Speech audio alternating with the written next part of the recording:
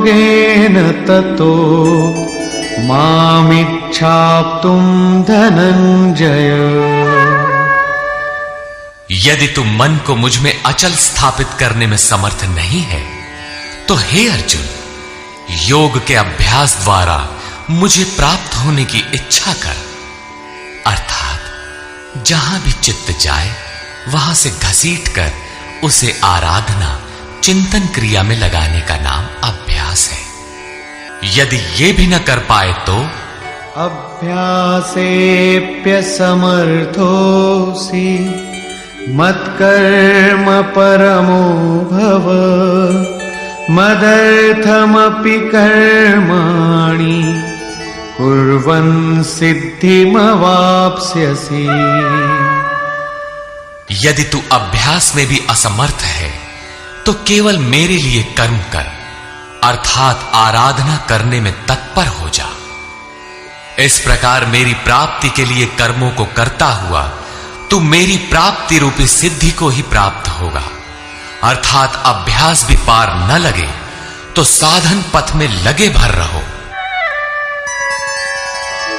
अथैतदप्यशक्तोऽसि कर्तुं मद्योगमाश्रितः सर्वकर्मफलत्यागं ततः कुरु यतात्मवान्। यदि इसे भी करने में असमर्थ हो तो संपूर्ण कर्म के फल का त्याग कर, अर्थात लाभ हानि की चिंता छोड़कर मद्योग के आश्रित होकर, अर्थात समर्पण के साथ आत्मवान महापुरुष की शरण में जाओ।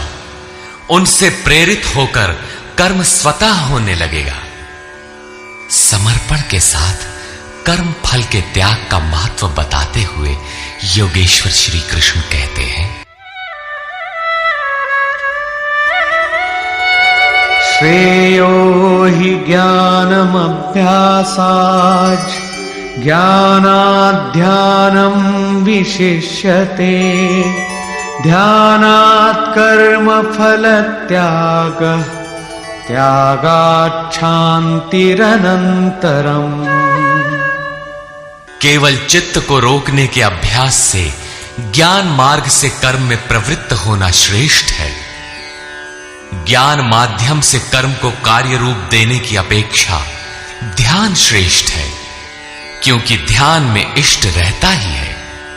ध्यान से भी संपूर्ण कर्मों के फल का त्याग श्रेष्ठ है, क्योंकि इष्ट के प्रति समर्पण के साथ ही